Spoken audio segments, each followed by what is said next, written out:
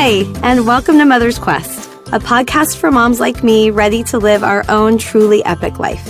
I'm Julie Neal, a life and leadership coach, community builder, writer, and mom to two high-energy boys who challenge me to grow into my best self. I'll be right there. Where was I? In the months leading up to a big milestone birthday, I decided it was time to stop sidelining my dreams and become the hero of my own journey. I knew I didn't want to do it alone, so I created this podcast to learn from other moms further ahead on their quest, so their words of wisdom and lessons learned could help light the way for mine. I created this podcast for myself, but I hope you'll come along with me and find some treasures of your own.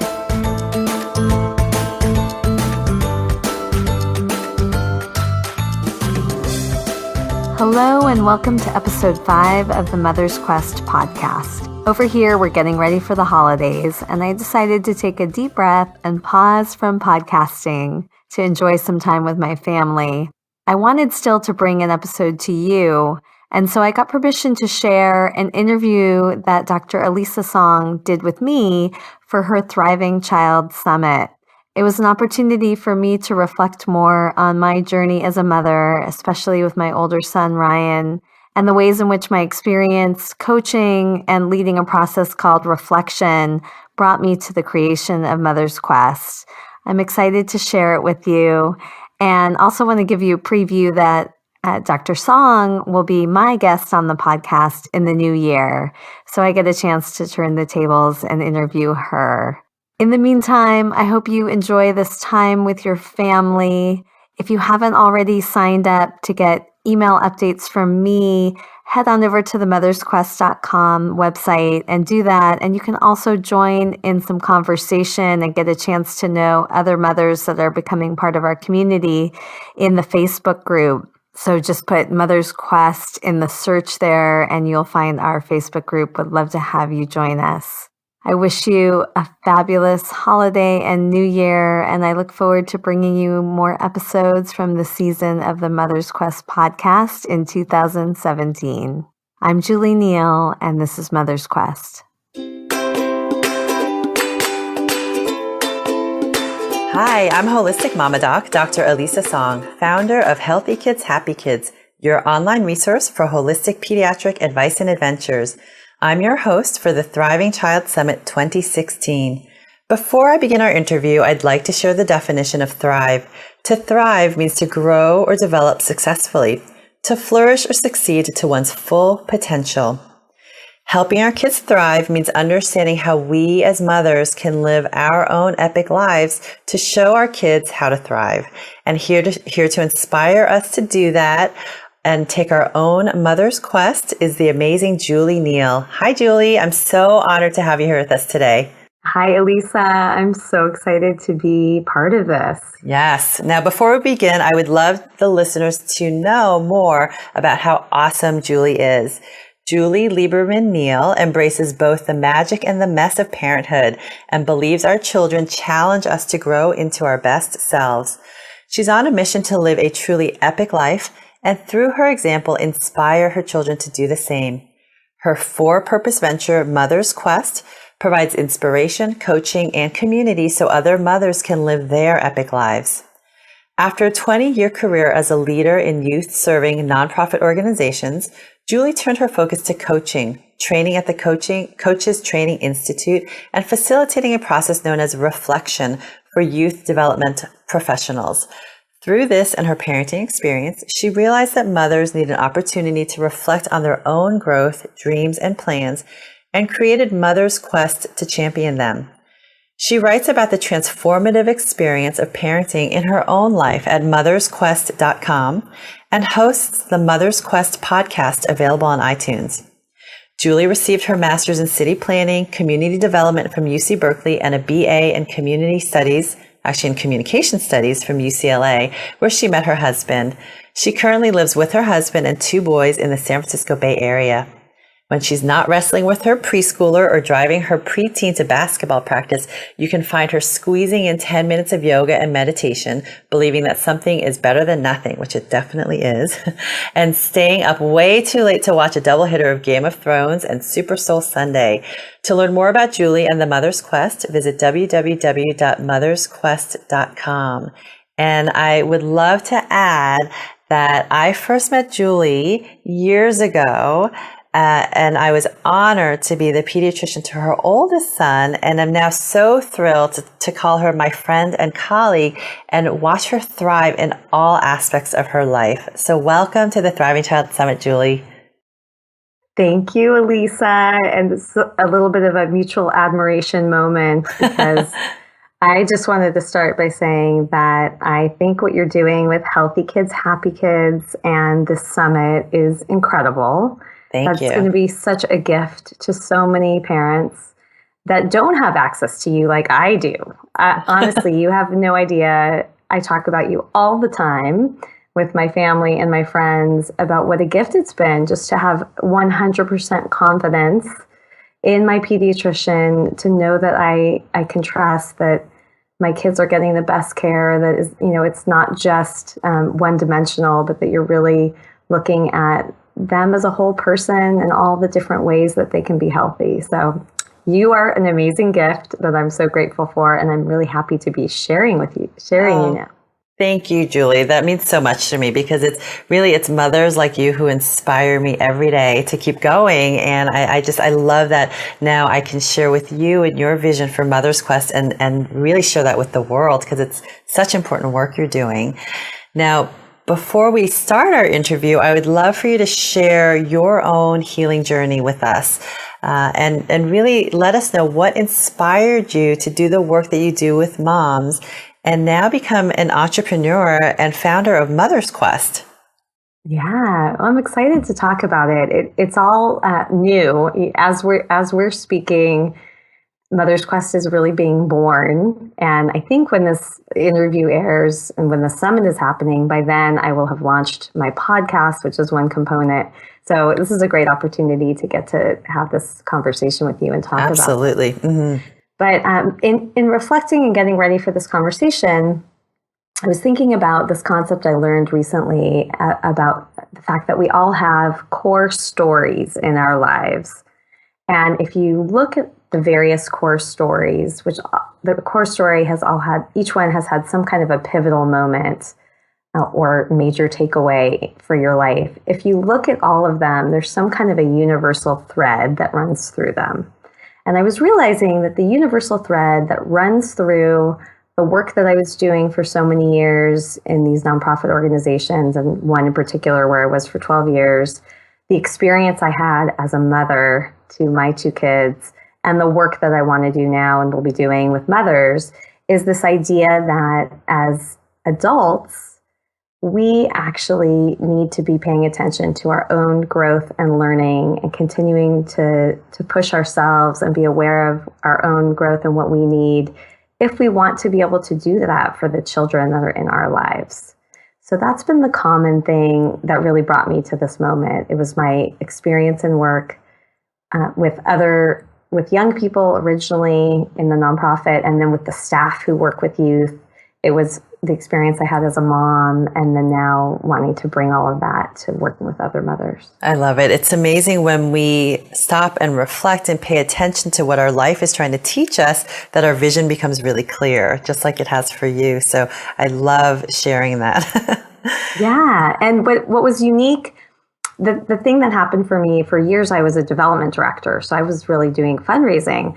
But what was unique about this organization, Alternatives in Action, which is an incredible youth-serving organization based in Oakland, is that the founders realized early on that the staff needed to be growing, that they couldn't be trying to build the potential of these young people, many of whom were coming from very difficult neighborhoods with a lot of poverty and violence and challenges. They couldn't be really pushing those young people out of their comfort zone to grow and not be doing it themselves. And so they committed to this process called reflection. And initially, it was the staff came together every Friday for 3 hours. And that changed as the organization grew, but the commitment stayed the same, that there had to be a space for adults to come together to pause and reflect on their own growth and learning, the challenges they were having in the work, and how they could do their work better.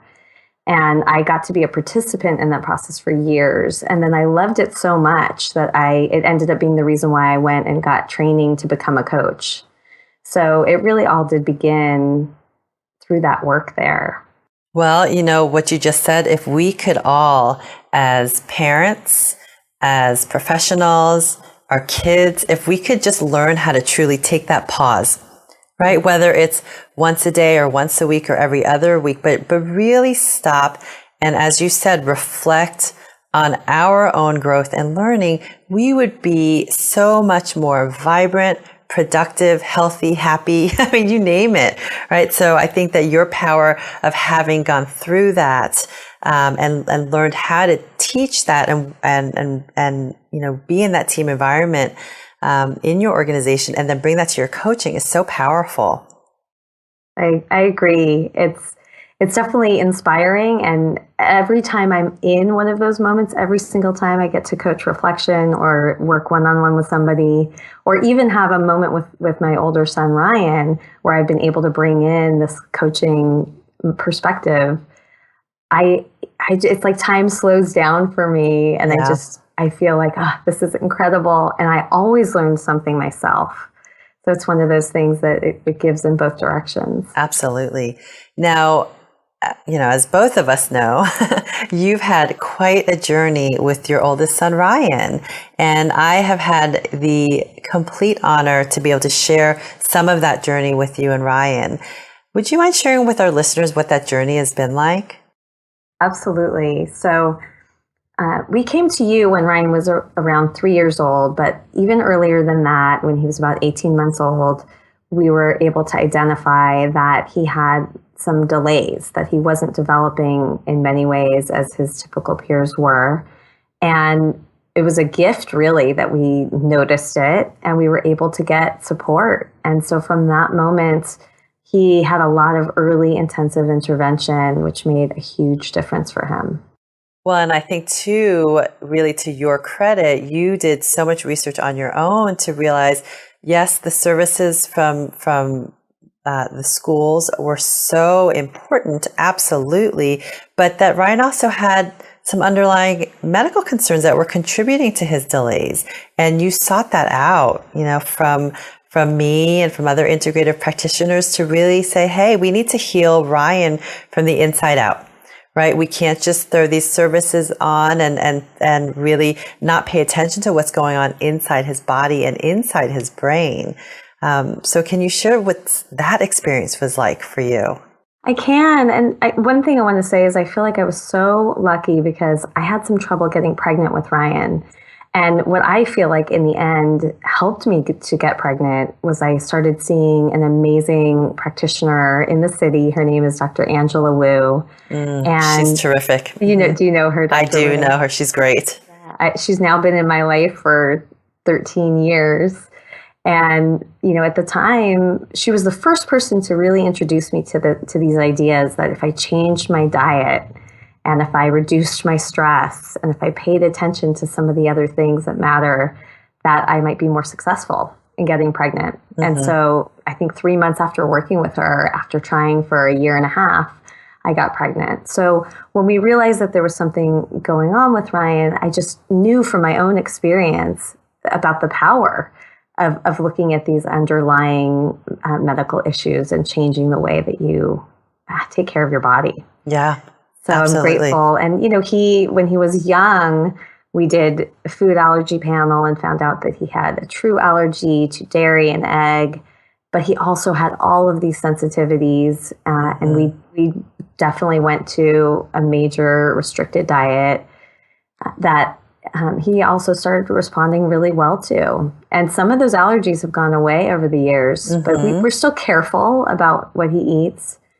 And there were some other things along the way that we realized there were some deficiencies that he had that we were able to supplement for.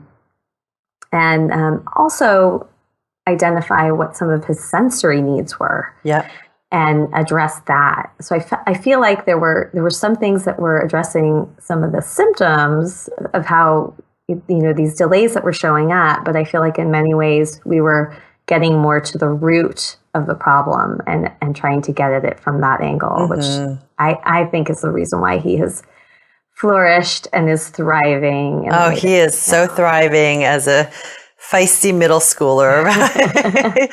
Who's an avid basketball player. So yeah, I mean, it's really incredible when I think of, the moments when he was younger, when we actually had someone say to us, we think that he'll talk. Yeah. That wasn't a given that he would talk. Yeah. And then that we were so worried and the future was so unknown. If I could have had a little crystal ball to see him today at 12, in the district's gifted program with many friends, playing competitive basketball, getting ready for his bar mitzvah, performing and singing on the guitar at his sleepaway camp. I mean, I could go on. I sound like a bragging parent, but I do have to say that these moments of him having success, and of course they come with challenges along the way, like any other child, but he has so much goodness in his life.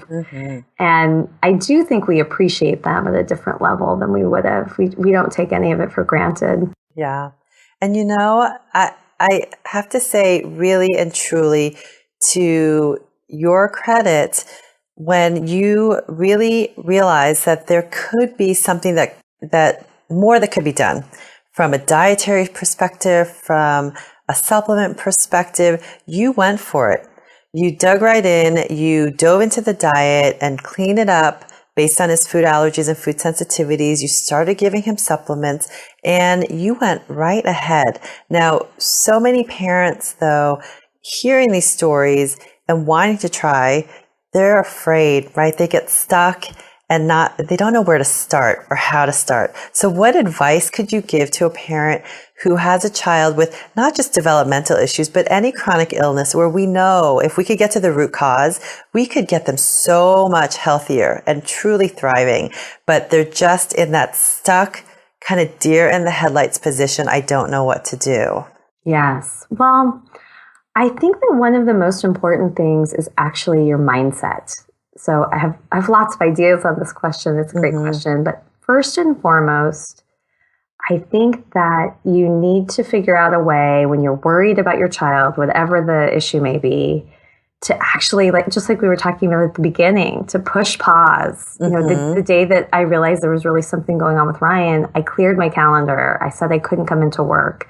I remember going to Barnes & Noble with my laptop and my phone and tearing the books off of their shelves and just absorbing and learning and figuring out, okay, what do I need to know and what can I do?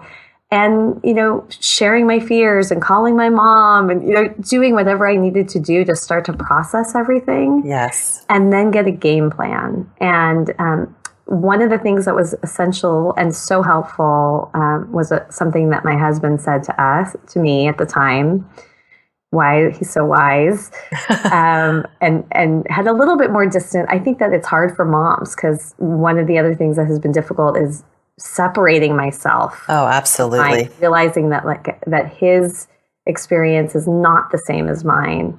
Yeah. I have a different role to play. I'm not living his experience. But my husband had a little bit more distance. And so from the very beginning, he was able to say, Julie, we don't know what the future holds, but our job is just to help Ryan become the best Ryan he can be. It may not be whatever expectation we originally had of what our child would be, but we're going to help him reach his fullest potential. So the moment I was able to shift to that and let go of future expectations and actually live a little bit much more in the present moment, that was probably the most important thing. Oh, I love that. What a good man. Yes, thank God for him. Yes. There are many times where he puts things in perspective for me, but that was one of the most powerful and essential. But then from that place, once I could be more present, I could hold a positive vision, but it didn't have to be a perfect vision or maybe the one that I had all these expectations around. then I could start to move more into action. And so I would say the next most helpful thing is actually to get connected. So for me, that was connecting with other moms who knew so much that Yes. were way further down the road, and they literally pulled out their, gave me their occupational therapist recommendation, and they just told me everything I needed to know. I will say that for many things, there's no one right path. And so the other thing is you have to learn and connect with people, but then it has to go through your own experience and your own values, and follow your own intuition. That's right. That mama intuition is huge. So for any mamas listening out there, trust your gut, right? No matter what your parents are telling you, or the teachers are telling you, or the doctors are telling you, if you know in your heart and in your gut that there's something more you should be doing, then trust that. Yeah, I agree so much with that. And that was a shift for me too. I think, up until that moment, I just listened to whatever my doctors told me, and I just assumed that there was one right way. And I didn't even do the research. They told me what to do and they did it. But once we realized that I had to become the advocate for Ryan in a different way, and it didn't seem like there was just one right answer, that's when I started to know that, okay, I need to do my own research, and I have to have my own conversations, and I have to find my own trusted guide. So that was the next thing. So once you get connected and you start to learn more, and you can hear from other parents, what was their path and what have they found to be helpful, then I do think you have to realize, especially for a medical issue, that you don't want to do it alone, but you have to find the right person that you think you really do trust, and that their approach is going to be the approach that you think is going to be the most effective for your child. And so there were a few other doctors I had that were also good before I came to you, but I really felt like I was home once I found you, and I haven't left yet. Well, I hope you never do. I don't want Ryan to age out. Well, luckily I've got this 4-year-old. Yes, you do. Once he does age out, we'll still be sticking around for a while. That's right. I have him for a while, so I'll have the Neal family with me for quite a while. You will. Now, I want to also talk about this very significant issue that, as you said, mamas, feel so deeply for their kids. Not that fathers don't, but it is a different level of emotion that we bring to our parenting.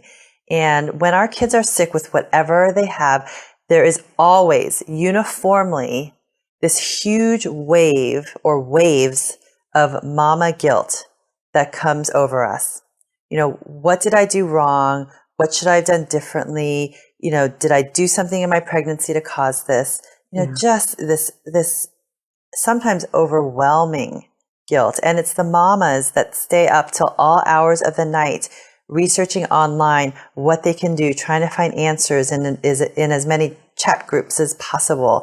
So how can you help mamas to not kind of throw their guilt under the rug and ignore it, but deal with those emotions in a healthy way so they can move on and move into action? Yeah. Well, I do think having space to actually, I think moms, this may be a generalization, but I think we tend to be more verbal and actually need to share out loud, what's coming up for us, and just release it.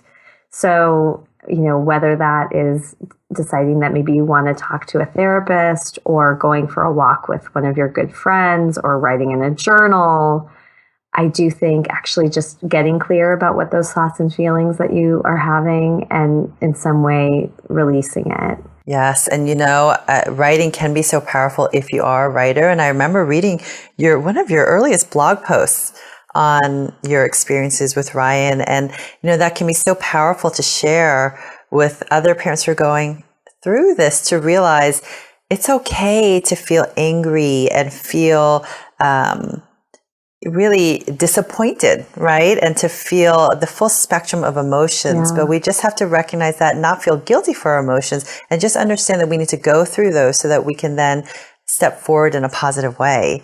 And I think that's where your strengths and beauty as a coach shine through.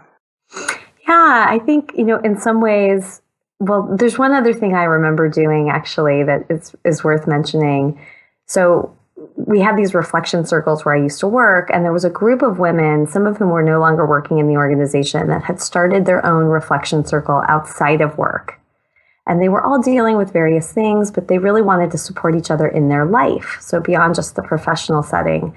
And I do remember when this happened for me, when we were going through trying to figure it all out for Ryan in the early stages of it all, that I called them and I said, I know that you guys started this reflection circle and I need in. And that was one of the most helpful things for me, to be able to have this space where I could actually talk about what was coming up for me and have support, but also have people using their great coaching skills of asking me those open-ended questions to help me get clear, to champion and acknowledge me in the space, and where I also could coach them.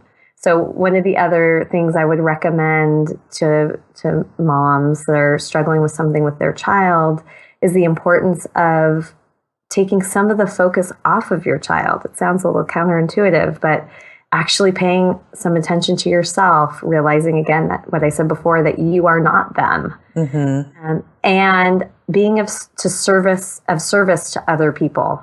Yes. So that really helped me getting out of my own stuff sometimes and hearing what was going on for somebody else, or helping another parent that, after I had been in it for a little while, that was just dealing with something with their child and being able to support them. That was so helpful. Oh, I love that. One of the things I love when you come in with the boys, whether it's together or separately with each of the boys, is really listening to the way you talk with the boys, the words you use, the tone that you use. So I'm wondering if you could share with the parents listening out there what skills you learned as a coach that you bring into your parenting style with the boys, and what you can sort of advise us as we move forward with our own kids and have various challenges, throughout their developmental life. Yes. Well, I would say that the two areas of skills that I use the most often, and I also just want to say that I'm like any other mom, and I'm not always in the space. And I'm sure there have been many times I've been in your office and not demonstrating the best, my highest self. But there are a lot of moments where I can tell, oh, here's where I need to really be present and where I could really pull in my coaching skills. So the first set of skills that are so helpful for me as a parent is listening. Mm-hmm. And in the coaching world, we break down listening to these 3 levels, which is really helpful. The first level of listening is actually listening to yourself. So noticing when something comes up, when you maybe get triggered, when there starts to be this narrative or talk in your own head about something like, oh, he's doing that again, and now, it's never going to change, or whatever it is, or, oh, this happened because of that thing I did, back to bringing up the guilt. Mm-hmm. So the first step is actually being aware of your own narrative and using another skill that is called self-management.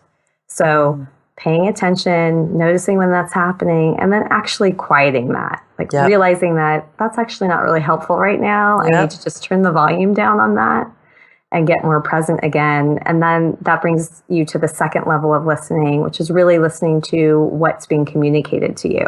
So what is my child saying to me? And not always just in words, also in their nonverbal communication. So really noticing what's being communicated here. And the third level of listening is called transformational listening. And that's actually what's being communicated underneath the surface. So it's not even about the words. It's like an energy that you feel, or some issue that you have a sense is actually much bigger than what's surfacing right now, and being able to pay attention to that. I love that. I think I will bring that, or try to bring that, into every conversation I have with the kids, right? And obviously with your friends, and you're in the workplace. I mean, there's so many ways in which it can be useful, and sometimes I even use it for myself when I'm just having a reflective moment for myself, to pay attention to those levels. But the next thing, if you're really listening, the next thing that I use a lot is open-ended, empowering questions. So, if you're able to self-manage, then you can actually get more in touch with your curiosity so that you're not immediately in problem-solving mode, which of course I also do all the time. But the most powerful moments with my kids are when I don't just move to problem-solving mode or just telling them what to do, and I can actually get curious and say, well, what's going on? How are you feeling about this? What do you want to do about this? You know, all those questions that are not yes or no answers that help them get more clear about their own thinking and feeling. That's right. And the idea is the more clear you are about how you think and feel, the more able you are to move into action for yourself. Well, and the more that we can model this way of listening and using curiosity can really help our kids too when they're interacting with their peers. So I love the idea of incorporating this in all aspects of our lives, even to the way that we speak with our spouses, right? Our kids are watching, and learning how we communicate in a healthy way with everyone around us. So I think this is so powerful. And, one thing that I notice so much about the way you interact with the kids in the office is how much patience you have. Now, of course, I'm sure that you lose it at times, like all of us. It definitely do. Right.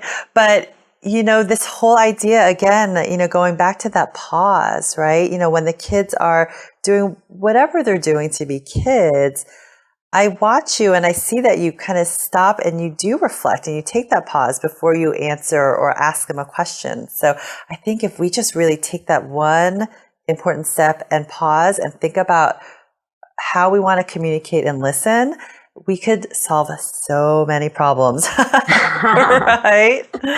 Yeah, I definitely think the quality of our communication and connection with the people in our lives dramatically improves when you're able to do that. Yes. Now, what has been your greatest parenting challenge and how did you handle it? Well, I think I may have named this already. That I think for me, and I'll say it feels like it's especially with Ryan, but it may just be because I've had so many more years of being his parent. It really is this idea of separating myself. Yeah. So I'll give you an example of how it can show up for me. He's an athlete, and you also probably know that he has had a lot of injuries. So he's broken his foot more than once. And, what happens is he'll be gearing up for his basketball season, and he's on this team that he was striving to be on, and he's so excited. And then I get the call from school, and maybe he wore the wrong shoes while playing basketball and his ankle turned. And so then I'm taking him to the doctor, and I'll be sitting in the waiting room feeling as if it's happening to me, feeling all this angst about, and I should have just told him that he couldn't wear those shoes to school. And I can't believe he's now going to be out the whole season after he tried so hard and he was finally on this team. And it's as if it's my problem. And I really do have to catch myself and take a deep breath and remember a couple things. Remember, first of all, I am not him. I am his parent. Mm-hmm. This is his own journey and his own experience and possibly his own disappointment. And it's also his own lesson to learn. I can't make him learn this. He has to figure it out himself that, this has now happened to me a couple times and I'm not going to wear those shoes anymore. Yes. So it's just a very specific example, but I think it's the lesson I keep learning over and over again about, not getting so entangled in whatever's happening for him, having some distance, and then being able to hold the perspective for him, maybe using some of those coaching skills about okay, how are you feeling about this? And this does, this sucks. And so what do you want to take from it? What's the lesson learned? Now, I'm definitely, as Ryan gets older, getting more eye rolls when I get into this mode of does everything have to be a lesson, Mom? So I'll have to figure out my way to temper some of this and adapt it for a teen. Yes. But make it really cool, right? Probably just get much more relaxed about the whole thing and use it more sparingly. Yeah. But it has helped him be, I think one of his gifts and strengths is he's particularly reflective and articulate himself and very self-aware. And I'm sure some of that comes from me being able to be in that way with him. Yes, absolutely. Now, nowadays, so many of us are stuck in this idea of being a perfect parent, right? Being the perfect mom, doing everything just right, making sure that our kids have perfect lives. So, and we know, you and I know, nothing's perfect, right? So how can we help reframe the idea of really what a good mom is? Oh, yeah. So about the fact that there's no perfect mom. Yeah. Yeah. But that question, and it comes to the kids too, that question made me remember the post I wrote on Mother's Day. I don't know if you saw that. I posted a picture of Jake, which I'm sure someday he'll be upset about, of him just like in hysterical tears. And the post was named Unmasking Motherhood. And, the photos we don't post on Facebook. Yes. And I just wrote about the fact that, sometimes we have this perception, and a lot of this was inspired by this amazing TED Talk.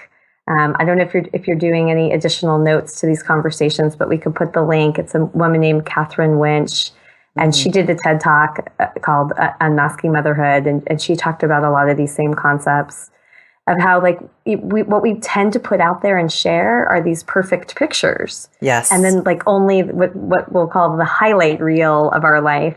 And we don't talk about the struggles or show the pictures like Jake melting down because he couldn't have more bunny crackers that are much more, the part of happens so much more in our daily life. So I think one thing is actually being willing to talk about and show and share some of those things. Mm-hmm. And I think you shared with me, somebody was doing a photograph project of photographing what our houses look like with kids.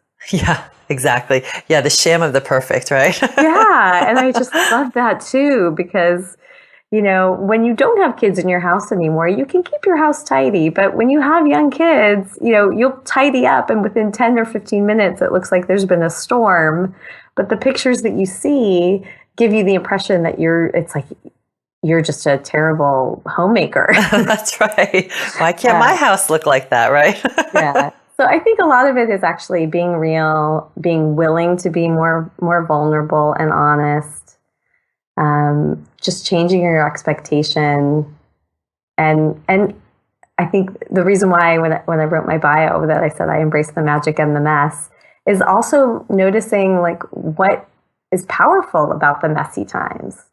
I actually really don't like those difficult times. I'm one of those persons that just, I thrive in when everything's going well. Mm-hmm. Some people are a little bit more they like the juicy stuff. Oh, things are falling apart. This is great. But I am able to recognize more often now when I'm in a difficult moment, when one of my kids is going through a difficult stage or there's something that's not feeling right, that is just part of the process, and that usually we're going to come out the other side in a more powerful way. Yes, absolutely. If we can reflect on it, right? Yeah, it's all about can you actually pause? Can you take a breath? Can you put it in perspective? Can you get more sleep? Can you take care of yourself? Mm-hmm. All of these things make such a difference in your view, just what your energy is and how you're able to hold things. Yes. And another thing, I don't know if you told me this or if I read it in a book, but this whole idea about, especially with our kids, but it's true for us too. It's really just true about development that we often swing back to swing forward. Yes, absolutely. So whenever my kids are, it feels like they're reverting, or a friend of mine calls and says, oh my God, I'm going through such a hard time with my child right now, and she'll explain to me what's happening. I always say, this might just be the swing back before some major leap forward. Mm-hmm. Just wait, give it a little bit of time, and I think you're going to find that there's something new and powerful on the other side of it. Absolutely. All kids, when they're going through these developmental leaps, they go through this period of disequilibrium where life just gets turned upside down and you think, what is going on with them? Right. And then you sit and you hold your breath and you pray that it's just a phase.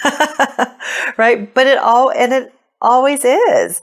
Right. So just trusting that the rocky times will pass if you can just allow them to unfold and support what's happening, and you will get to the other side, like you said, in an even better place. Yeah. And now in listening to you say that, I do think there are times where maybe it doesn't get better right away. Mm-hmm. And you realize maybe I need some help, or Yes. maybe my child needs some help. And so I think that's again where it's good to pay attention to your intuition and really like have your eyes open and watch for the signs and figure out, you know, maybe we could get some support that would benefit us through this transition. Yes. Now, I love your vision for supporting moms everywhere and your vision for Mother's Quest. So can you tell our listeners what Mother's Quest is all about? And what does your tagline mean? Live your epic life. How should we embody that as moms?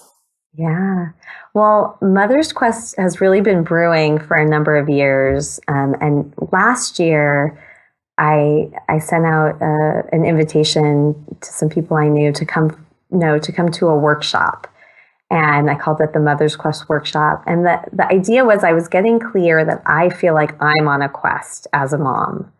And I'm on a quest to be engaged with my kids in the most mindful way I can, to do passionate and purposeful work beyond my family, that I do want to be of service beyond my kids. I think being a parent is my highest calling, but I have other desires to make a difference. That I wanted to invest in myself and not lose myself and continue to learn and grow and do things that feed and fulfill me. And then I want to be connected, that I want to have amazing relationships in my life with the people that matter and a support system to help me as I'm going through this motherhood journey. Mm-hmm. And it had been feeling like it's hard to have all these things happen. I'm on a quest to figure it out. And so a year passed and I hadn't really done much more with it. And then something happened for me in the spring that it just started coming up again in a much more clear way. And I had a spiritual experience, which we don't have to talk about here, that felt like a sign to me. Uh-huh. And I think I also have a big milestone birthday coming up in December. And I'm noticing that I'm wanting more creativity in my life. And I'm feeling more ready to actually get my voice out there and be seen in a way that I never felt comfortable before. So all of those things have led me to this moment to create this very personal venture that I'm calling Mother's Quest. And it really is to inspire and support moms to live their epic lives. So epic, I was having trouble figuring out what's the tagline? What is this thing I really want? And it came to me one night at midnight because I'm a night owl and I'm always up way too late. And because people have been saying like, I think you want to help moms live a more balanced life, or you want to help them not feel so overwhelmed. And I was up saying, no, that isn't it. I want it to be an epic life. I want it to be the kind of life that you look back when you're older and you feel like it was definitely not perfect. And there were many highs and lows, but there was nothing I didn't go for. And it was filled with rich and meaningful relationships and experiences. And I invested in myself, and I was there with my kids in those years when they were home with us in a very present way. So I came up with this idea, live your epic life. And then I thought, but how can I express these things that I think will help us to live our epic life? Like, what are the guideposts for living an epic life? Mm-hmm. And I grabbed a napkin and I sat down at the kitchen table and I was like, okay, epic. And I took the E. And immediately it was like the first thing that I always say when I talk about it, engage mindfully with your children. I'm like, okay, there's the E. Yeah. And then P, passionate and purposeful, making a difference beyond your family. I, invested in yourself. And then C, connected to a strong support network so that you're in community on your journey. And it was like, okay, they're done. That's it. When it happens, right? It happened. Yeah, it just finally came together. And since then, I feel like it's become more than a tagline. It's really become a framework for everything. It's going to come into my coaching. It's going to come into the Mother's Quest circles that I want to do. And I've been using it to plan my weekly goals or intentions. So rather than like a laundry list of 20 things I have to do, I think about, okay, these 4 things are the things that I think matter the most in living my epic life. So I choose one goal or intention each week in each of those areas. And I've noticed how much it's been helping me make progress on the things that matter most. Oh, I feel like that could be a framework for all of us to really think about and reflect on every day. I mean, that's so powerful. So I'm so glad that this came to you, literally came to you right in the middle of the night, but it was meant to be. And sometimes we have all of those ideas brewing in our head, and it just takes a quiet moment for the spark to just light. Yeah, it was definitely the result of many conversations with lots of other moms. And again, that's the same thing. Like when I was in the process, it felt like I'm never going to figure this out. And it didn't feel very good. But then the answer just arrived at the end of all of that. So. Yep, absolutely. Now, Mother's Quest is launching a 12-week podcast season that you already mentioned, and that will be out, or at least very nearly out, by the time the summit airs. Yeah. So can you tell our listener what they can expect to hear in the podcast? Yeah. So the podcast is actually a birthday present to myself.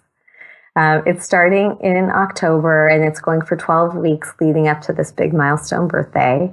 And what I decided I wanted for the podcast is that it's the place where I really want to learn from other mothers about their quest and the wisdom and lessons learned that they have to share. And then my intention in offering is that other moms will come along and listen and also be able to gain get some treasures from those conversations. But first and foremost, I'm looking at them as intimate conversations that I'm having with all of these incredible mothers that I know, many of whom I have close relationships with and know well, and some of whom I've just have sort of come into my path as I've begun creating Mother's Quest. And, they have maybe this thing that I need, and I just felt like, oh, they'd be such a great person to have an interview. The mamas need to hear, right? So how can our listeners listen to the podcast? How do they find it? So by the time this interview airs, I'll have some web presence up at mothersquest.com, and you'll be able to get information about how to get to the podcast there.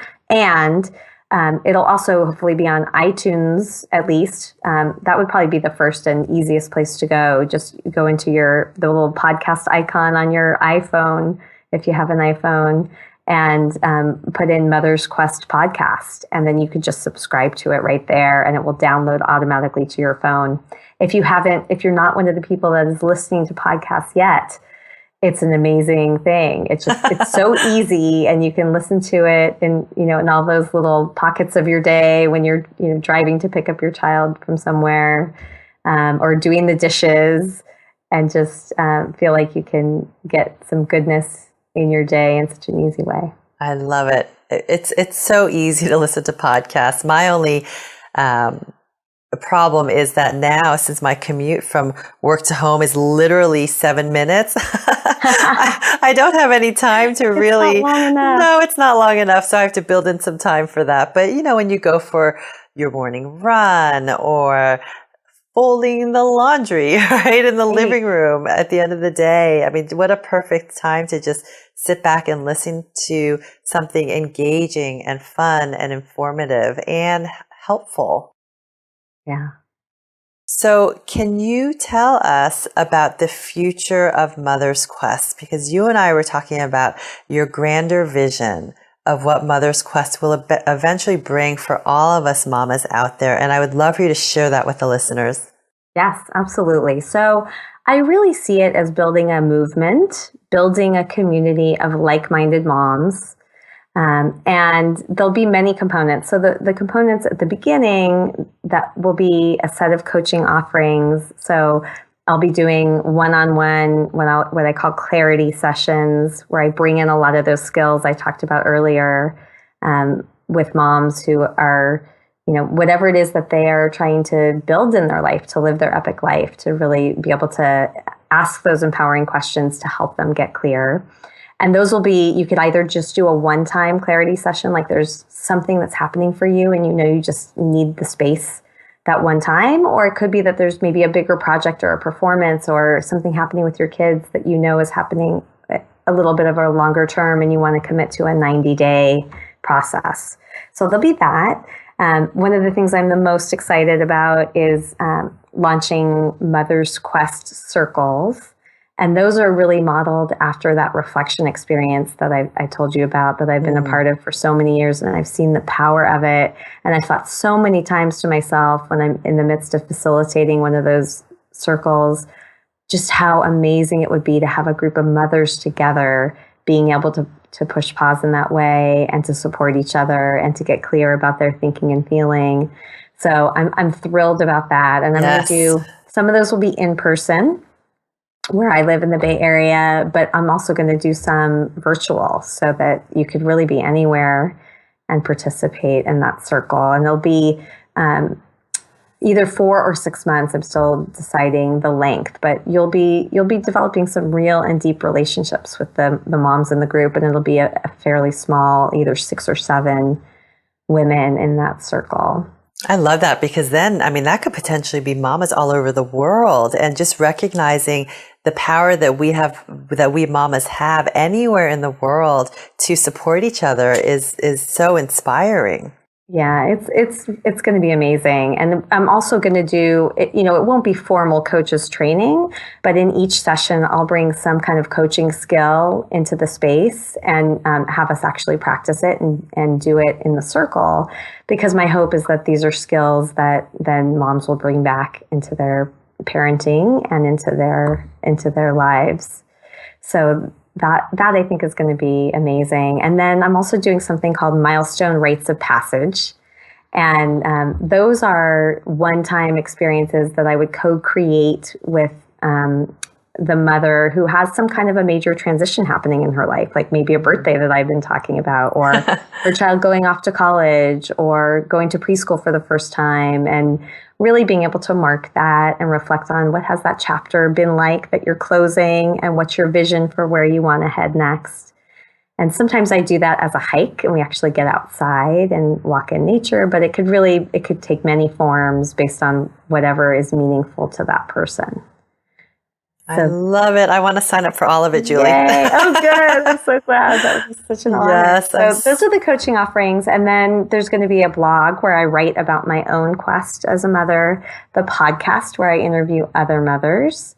And then what I'm calling Mother's Quest 2.0, so the other 2 pieces that may take a little longer to get launched, is a marketplace where I curate products and services that would be of interest to mothers on a quest. So finding like all the great things and people like you out there and putting it in one place for people to access.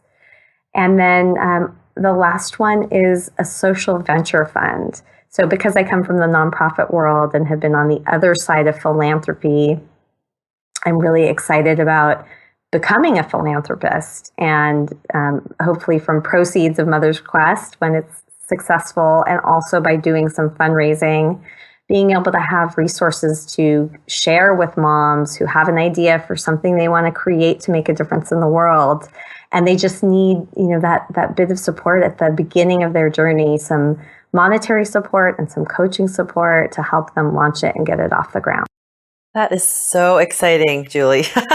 This is amazing. And really and truly, to coming from being an incredibly busy mom, helping your child, driving back and forth to services and doctor's offices, and then being able to come out of that and use your experiences as a coach and a mother to support other mothers in this way is so powerful. So I really want to thank you so much myself and really to all the moms listening out there for doing this amazing work that you're doing. Thank you. I am so excited about it. And it doesn't feel like work at all for me right now. So I know I'm going to get as much from it as I'm going to give to it. So Yes. thank you for this opportunity to talk about it and to start to spread the word about it. Absolutely. I mean, I that was really, I wanted to make sure that everyone knew about it because it's going to be powerful. It's going to be inspiring, and it's going to be so impactful for all of us as moms. So, Julie, I want to thank you so much for being here with us today. You've definitely inspired me. I'm sure you've inspired all of the listeners out there to really figure out what they need to do to be sure that they live their own epic lives.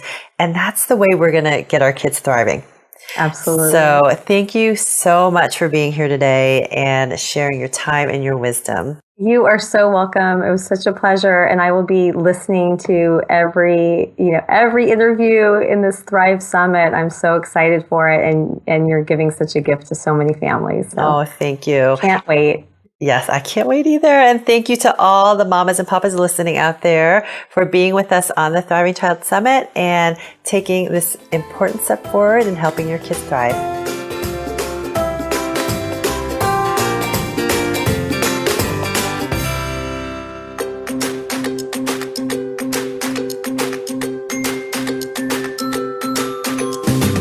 Thank you so much for coming along with me on this episode of the Mother's Quest podcast. I hope this conversation sparked something that will help you live your epic life. If you'd like to get show notes and learn more about how to join the Mother's Quest community, head over to mothersquest.com. And while you're there, I would love it if you would follow the prompts to subscribe, leave a review on iTunes, and help us spread the word. I want to end with some words to light the way on your quest. Seize the day, love your people, honor your gifts. Until next time.